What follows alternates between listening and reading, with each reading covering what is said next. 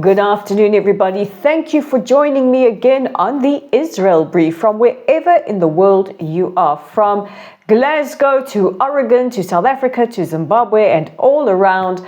I love it when we meet here in a common point. The Israel Brief is brought to you by these guys, Lay of the Land, and we take a look at those top stories making the headlines in Israel every Monday to Thursday. And I'm Rolene, the host, the producer, and general dog's body of the Israel Brief.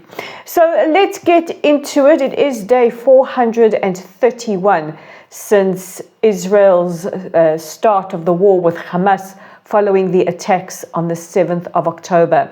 We still have 100 hostages who are being held in horrific conditions. More about them later. Today is International Human Rights Day. It is a day to highlight the violations of human rights around the world. Naturally, the United Nations seems to have forgotten what happened on the 7th of October with their display at the entrance to the UN building in New York. But we are here to make sure that the world does not forget about the atrocities of the 7th of October, which was the catalyst for what we are seeing playing out now across the Middle East. And of course, we will remain the voices of our hostages until every single one of them is brought back home. A reminder as well that if you have a question that you would like to pose, please pop it in the comments section or be in touch with us via our various social media or our website. More details about that coming up a little later. But all our eyes remain on Syria. Now, earlier today, an IDF spokesperson denied that IDF tanks were moving towards the capital, Damascus. There were some reports, including by Sky News, reporting that the IDF was making its way towards the capital. This has been termed by the IDF spokesperson as false news. He went on to reiterate that the IDF has not left its buffer zone that has been in place since the fall of Assad to ensure that hostile terror entities do not encroach on Israeli territory. Now, we don't believe that it is in their best interests to do that. And we also have to remember that we have many different groups that fall within the remit of Syrian rebels, some of them extremely hostile to Israel. And as Prime Minister Netanyahu said, our position there is a temporary measure. This was reiterated by our Foreign Minister, Gideon Sa'ar, as well as our Defense Minister, Israel Katz, saying that this is a temporary measure. And the Prime Minister extended the hand of peace to any of the groups in Syria who wants to make peace with Israel. Meanwhile, there have been reports of between 250 to 300 airstrikes on strategic targets in Syria. These are targets of Assad's regime, and they include chemical weapons facilities, air defense capabilities, as well as the naval fleet. Israel has done this in cooperation with our Western allies, and I think, and to quote a State Department spokesperson, there is no country in the world that will allow for hostile entities, including ISIS, the Islamic State, to be on their borders. Meanwhile, in a statement that you absolutely cannot make up, Hamas and Palestinian Islamic Jihad congratulated the Syrian rebels for the fall of Assad.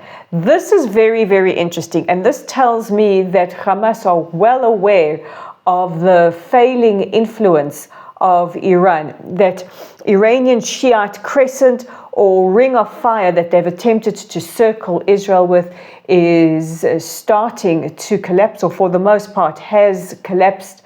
And I take this from my analytical perspective.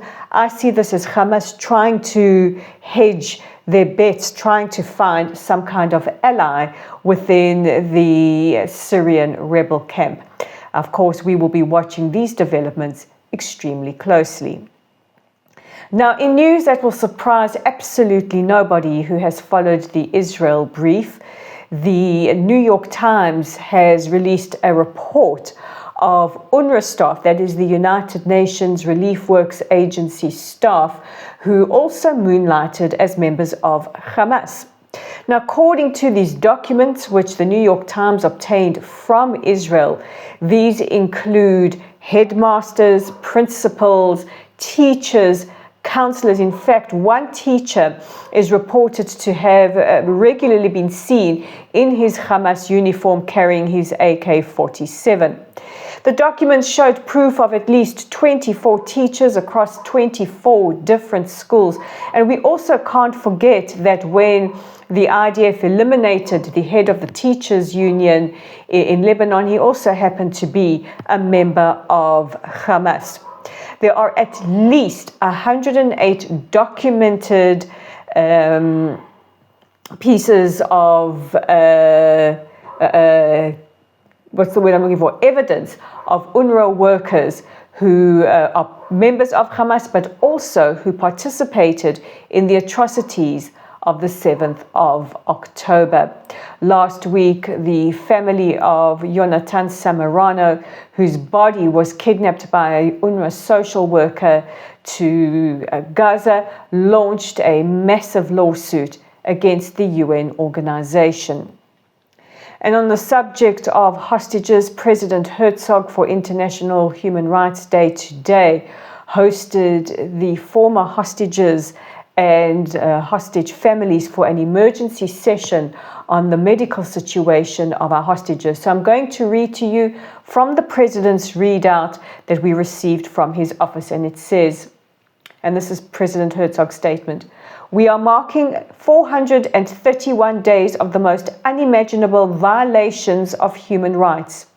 Today, on International Human Rights Day, not a single right has been upheld by the criminal and terrorist organization Hamas. The entire world must cry out with all its might against this heinous organization and its flagrant violations of human rights, as we've clearly heard in the past hour. Based on the report presented here, on various sources of information before me, and on the data I continuously received, it is palpably clear that the hostages are in grave mortal danger. Everything must be done by all possible means to bring them home.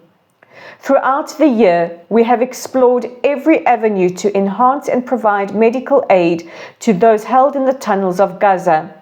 We engaged countless times with the Red Cross and other entities, attempting to deliver medications and prescriptions, facilitating meetings between the Red Cross and hostage families, and sharing information, but all efforts hit a wall of Hamas which prevented any aid from getting through.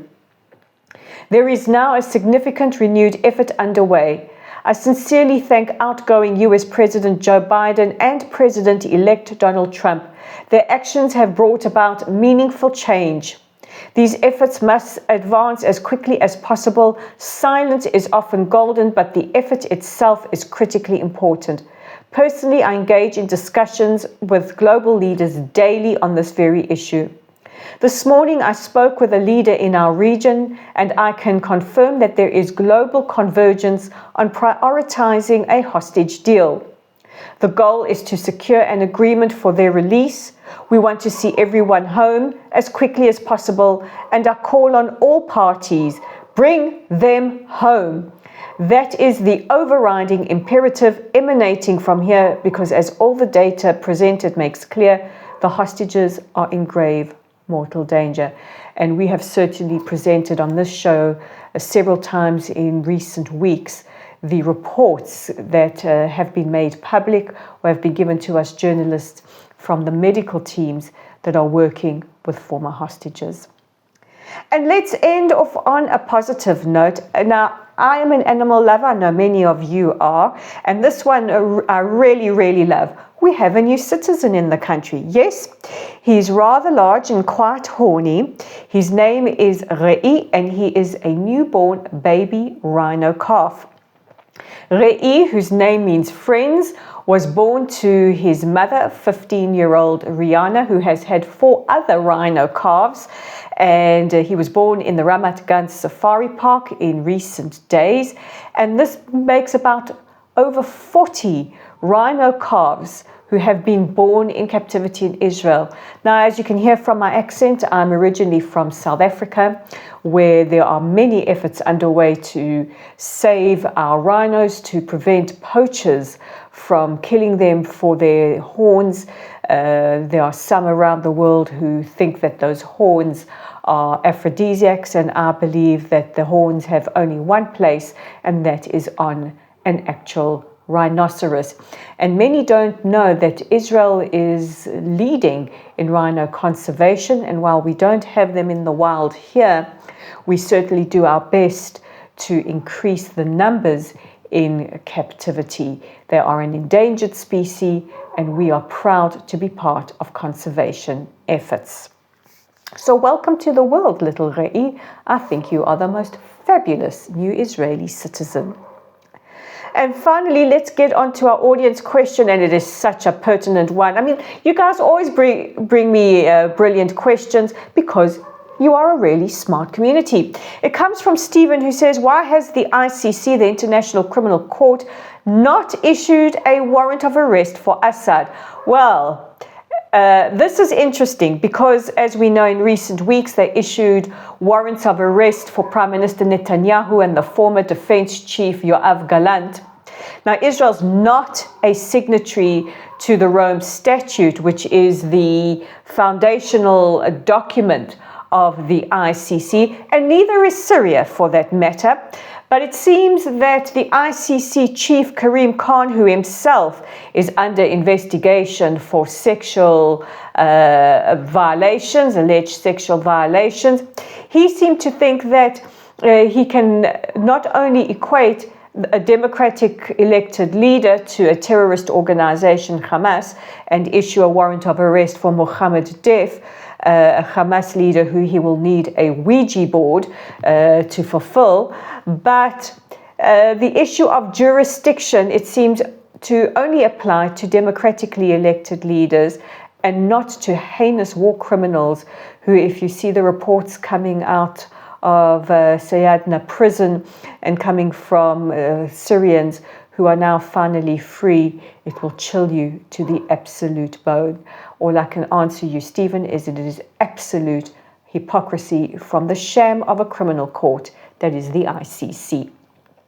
So where can you find the Israel Brief and Lay of the Land, you ask? Well, I will tell you. You can find us online on our website at www.layoftheland.online.